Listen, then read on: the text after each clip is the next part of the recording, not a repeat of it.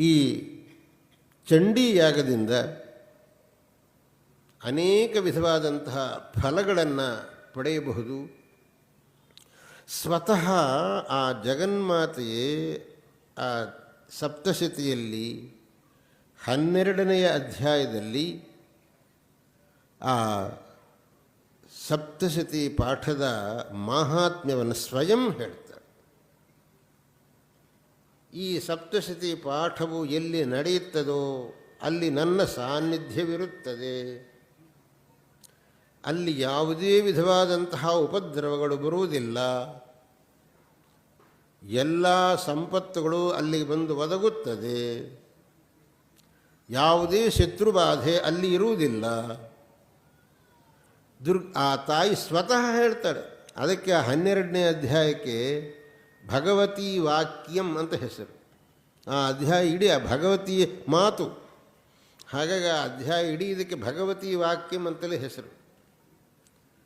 ಅಂತಹ ಮಹಿಮೆ ಈ ಸಪ್ತಶತಿ ಪಾಠಕ್ಕೆ ಇದೆ.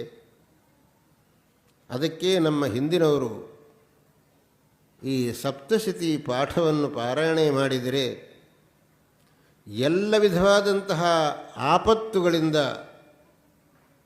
ಬಿಡುಗಡೆ ಹೊಂದಬಹುದು ಅಂತ ಹೇಳಿ ಈ ಸಪ್ತಶತಿ ಪಾಠವನ್ನು ಮಾಡುವುದು ಅಂತನ್ನುವುದನ್ನು ಒಂದು ಸಂಪ್ರದಾಯವನ್ನಾಗಿ ಮಾಡಿದರು. ಯಾವುದೇ ವಿಶೇಷ ಸಂದರ್ಭಗಳಲ್ಲಿ ಎಂತಹ ಕ್ಲೇಶ ಒದಗಿದಂತಹ ಸಂದರ್ಭದಲ್ಲಿ ಈ ಸಪ್ತಶತಿ ಪಾಠವನ್ನು ಮಾಡುವುದು, ಇದರಿಂದ ಹೋಮವನ್ನು ಮಾಡುವುದು, ಅದರಿಂದ ತಾಯಿಯನ್ನು ತೃಪ್ತಿಪಡಿಸುವುದು ಸಕಲ ವಿಧವಾದ ಕ್ಷೇಮಕ್ಕೆ ಕಾರಣವಾಗುತ್ತೆ ಅಂತ ಈ ಸಂಪ್ರದಾಯವನ್ನು ನಮ್ಮ ಹಿಂದಿನವರು ಏರ್ಪಡಿಸಿದರು.